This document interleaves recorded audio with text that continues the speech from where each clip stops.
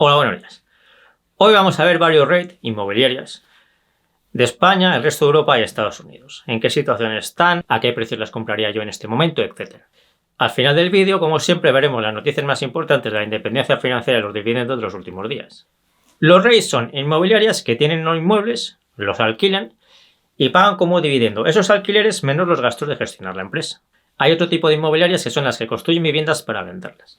Estas otras inmobiliarias a veces tienen rachas muy buenas en las que aumentan los beneficios el 20 o el 30% al año durante varios años, e incluso a veces más. Las empresas que vamos a ver en este vídeo no tienen fases de crecimiento tan altas como estas, pero a cambio son más estables, porque las empresas de construcción de viviendas tienen otras fases en las que los beneficios les caen o incluso entran en pérdidas. Por eso, las inmobiliarias que construyen viviendas son más adecuadas para hacer operaciones de medio plazo, cuando se crea que es momento para hacerlas, y las que vamos a ver en este vídeo son más apropiadas para nuestra estrategia de invertir a largo plazo por dividendos. Empezamos con Colonial, una inmobiliaria española, y ahora lo matizaremos.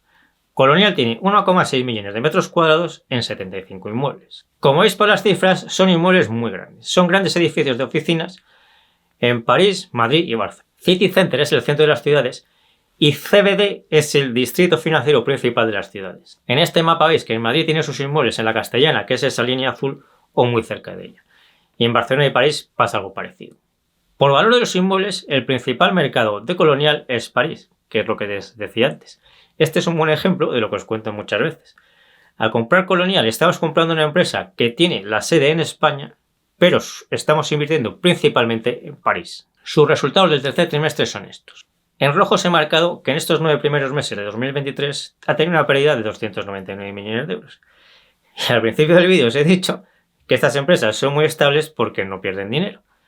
Entonces, ¿en qué quedamos? Porque la primera que hemos visto ya pierde dinero. Estas empresas tienen que hacer una valoración teórica de sus inmuebles cada 6 meses. Y el resultado de esa valoración se añade al resultado neto de la empresa. Lo normal es que en esas valoraciones los inmuebles aumenten su valor y que esa variación del valor teórico de los inmuebles se sume al beneficio y aumente el beneficio neto. Pero cuando suben los tipos de interés, el valor teórico de los inmuebles puede bajar, y eso es lo que está pasando en 2023, y por eso en 2023 Colonial pierde dinero, tiene beneficio resultado neto contable negativo. Estas variaciones del valor teórico contable de los inmuebles no suponen que entre dinero en la empresa cuando sube el valor teórico, ni que salga dinero de la empresa cuando baja el valor teórico. Ahora veremos para qué es importante este valor teórico de los inmuebles. Pero primero os cuento que de lo que depende el dividendo de estas empresas es de los ingresos que tienen por los alquileres menos los gastos que tienen por gestionar la empresa. Este es el dinero que realmente entra en la empresa. La mayoría de las empresas a este dato lo llaman FFO, y en Colonial es eso que veis que se llama BPA recurrente y que sube un 8%. Así que, a pesar de las pérdidas contables que hemos visto por la variación del valor teórico de los inmuebles, este año subirá el dividendo porque ha tenido más ingresos por los alquileres.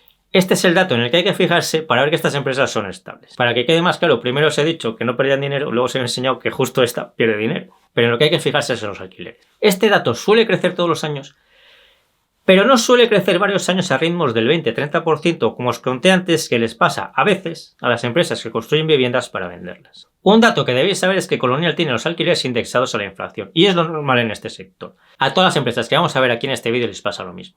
El dato en el que vemos mejor el valor de los inmuebles es el NAV o valor neto de los activos. Lo vais a ver con diferentes nombres. En esta imagen es el EPRA NTA.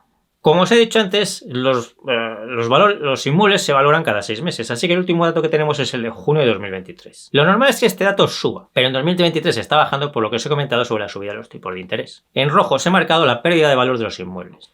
El NAV ha caído un 8% y lo más importante es ver que ha caído relativamente poco para lo mucho que han subido los tipos de interés. Así que esta bajada relativamente pequeña del NAV, en este escenario, debemos verla como una señal de fortaleza. La deuda de Colonial es correcta. En el último año ha bajado el 4,5% y el loan to value es del 39%, que está bien. El loan to value es la deuda dividida entre el valor de los inmuebles. Por ejemplo, si una empresa tiene una deuda de 39 y sus inmuebles valen 100, el loan to value es del 39%. Estas empresas siempre tienen una deuda relativamente alta. Su ratio deuda neta EBITDA es habitual que esté entre las 7 y las 10 veces. Ese nivel es muy alto para la mayoría de los sectores, pero este sector es diferente. La deuda de estas empresas tenéis que verla como algo similar a las hipotecas. No sería ni eficiente ni bueno que tuviese una deuda demasiado baja. Tampoco debe ser demasiado alta, lógicamente. Un loan to value de alrededor del 40% está bien. Colonial espera tener un beneficio por acción recurrente en 2023 de unos 0,31 euros, así que probablemente subiera el dividendo hasta unos 0,26-0,27 euros. Colonial está vendiendo los inmuebles de menos calidad para utilizar ese dinero para comprar unos inmuebles mejores, así que esto en los próximos años le mejorará algo el crecimiento. Ya sabéis que todos estos datos de todas estas empresas y de muchas otras los tenéis en la base de datos que tengo en invertiremos.info, y el enlace a la base de datos de invertiremos.info lo tenéis en la descripción del vídeo. Ahora pasamos a Merlin, que es una empresa parecida a Colonial, así que para hacer más ágil el vídeo, lo que voy a hacer es comentar las diferencias de Merlin respecto a Colonial. El negocio principal de Merlin son las oficinas, pero también tiene logística, centros de datos y centros comerciales. Los negocios que probablemente van a crecer más en los próximos años son logística y centros de datos. Los centros comerciales no son la prioridad de Merlin, pero como veis los que tiene son de muy buena calidad. Merlin quiere potenciar los centros de datos mucho y está pensando en hacer una ampliación de capital en 2024 para dar entrada a un nuevo socio y con ese dinero crecer más rápido en centros de datos. En general, las ampliaciones de capital no son buenas. Pero en este caso, parece que la idea es hacerla a precios bastante superiores a los del mercado, y en ese caso incluso podría aumentar el valor de las acciones ya existentes. Iremos viendo qué es lo que pasa con este tema. Por cierto, ¿tienen futuro las oficinas y los centros comerciales? Luego lo veremos. El principal mercado de Merlin es Madrid, luego Barcelona y luego Lisboa. Merlin es más activa que Colonial gestionando sus negocios. Por ejemplo, durante unos años tuvo una cartera muy importante de sucursales del BBVA. En 2022 vendió esas sucursales al BBVA y con ese dinero está invirtiendo en crecer más en los centros de datos. Hace unos años no tenía casi nada en logística y ahora cada vez invierte más en logística por el comercio electrónico. Los dos estilos de gestión están bien, pero es bueno que conozcáis que los estilos de Colonial y de Merlin son diferentes. Aquí veis los resultados de Merlin en el tercer trimestre de 2023. En la parte de arriba veis que aumentan los ingresos y el EBITDA. El beneficio neto no llega a ser negativo como en el caso de Colonial, pero es muy bajo, es solo 15 millones. El motivo es el mismo, la subida de los tipos de interés que ha hecho bajar el valor teórico de los inmuebles. En rojo se han marcado los datos más importantes. El dato del que depende el dividendo es el AFO, que baja el 4%. Y el valor neto de los activos, NAF o EPRA NTA, queda en 15,49, bajando un 6%. Aquí veis las rentas que ha dado cada negocio en los 9 meses que llevamos de 2023. En rojo se ha marcado que el total de rentas sube el 7,6%, pero antes vimos que el total baja el 4%. Entonces, ¿qué ha pasado? ¿Cómo puede ser que el total de las rentas de todos los negocios suba y el total de la empresa caiga? Lo que ha sucedido es que en 2022 tenía esas sucursales que os he comentado del BBVA, que ya ha vendido, y en 2023 ya no las tiene, porque las vendió. Con parte del dinero de esa venta pagó un dividendo extraordinario el año pasado y con otra parte está construyendo centros de datos que le darán ingresos y beneficios a medida que los vaya terminando y empieza a alquilarlos. Así que el negocio de Merlin va bien. Si no tuviésemos en cuenta las sucursales del BBVA, ni en 2022 ni en 2023, el AFO, que es de lo que depende el dividendo, crecería el 12%. Aquí veis que el loan to value de Merlin sube hasta el 34%. ¿Es un mal dato que suba el nivel de deuda? No, en absoluto. De hecho, la deuda de Merlin aún es demasiado baja porque no ha invertido todo el dinero que consiguió con la venta de las sucursales del BBVA. Así que debemos esperar que en los próximos trimestres invierta más, suba más su deuda y el loan to value esté alrededor del 40%. Y eso será bueno para que los dividendos crezcan más, a la vez que la empresa sigue siendo segura y sigue teniendo unos niveles de deuda correctos y prudentes, aunque algo más altos. El coste de la deuda de Merlin es bajo y el de Colonial es aún más bajo, del 1,7%. Esto es así porque Colonial tiene unos activos de más calidad que Merlin. Esto está muy bien, pero también tiene la desventaja de que cobra una rentabilidad por sus alquileres más baja. Como sabéis, cuanto mayor es la calidad de un inmueble, mayor es la seguridad de tenerlo alquilado. Y por tanto, menor es la rentabilidad por alquiler de ese inmueble como regla general. Esto es así porque los inversores pagan más por los inmuebles de más calidad y esto reduce la rentabilidad por alquiler de esos inmuebles. Ahora vemos Klépierre, que es una empresa francesa especializada en centros comerciales. Klépierre tiene algunos de los mejores centros comerciales de Europa y está en 13 países. Aquí os pongo algunos ejemplos, pero tiene muchos más que los 12 que veis aquí. Aquí veis los datos principales de los resultados de Klépierre en el tercer trimestre de 2023. La deuda neta dice que es inferior a la del final de 2022. En realidad baja solo un 0,3%, así que se mantiene estable. El ratio de deuda neta EBITDA es de 7,8 veces. Como os he dicho antes, si esto fuese una empresa industrial o de alimentación, por ejemplo, sería un dato muy malo y tendríamos que ver qué está pasando con la deuda y cuáles son sus planes para reducir la deuda. Si esa empresa de alimentación industrial fuera de calidad, podría ser un buen momento para comprarla, pero primero tendríamos que ver qué está pasando con la deuda. Sin embargo, en este sector es un nivel de deuda normal. Klépierre no tiene problemas de deuda. Simplemente pasa que este sector es un poco diferente a los demás en el tema de la deuda. El último dato que tenemos de loan to value es el segundo trimestre y era del 38%. El coste medio de la deuda de Klépierre es de solo el 1,4%. La ocupación del 96% está bien. Colonial ahora en París tiene una ocupación del 100%, pero eso no es normal. Lo habitual es que haya algo de desocupación porque un inquilino se acaba de ir y aún ha entrado el siguiente, o porque se está reformando algún inmueble para subirle la renta, etc. El dividendo que pague Klépierre en 2023 va a depender de ese flujo de caja que veis que espera que sea de 2,40 euros. Este es el FFO, que os he dicho antes, que a veces se llama de otras formas. Como este dato sube el 7%, lo lógico sería que el dividendo de 2023 subiese un 7% también. Pero el año pasado pagó un dividendo un poco inferior al que podría haber pagado. En 2021 pagó unos 70 euros y en 2022 solo lo subió a unos 75 euros. ¿Por qué hizo esto? Porque pagando ese dividendo de unos 75 euros, consiguió que el nivel de deuda al final de 2022 fuese un poco inferior al que tenía a final de 2019, justo antes de que los gobiernos de todo el mundo cerrasen los centros comerciales encerrando a la población. Yo creo que el objetivo de Klépierre en 2022 era dar por cerrada esa etapa, cerrando 2022 con una deuda un poco inferior a la que tenía al final de 2019. Si en 2023 pagase un dividendo un 7% superior, el dividendo de 2023 sería de 1,87 euros. Pero creo que el siguiente objetivo de Klépierre es volver a pagar un dividendo de 2,29 euros como tenía justo antes de 2019 para luego superarlo.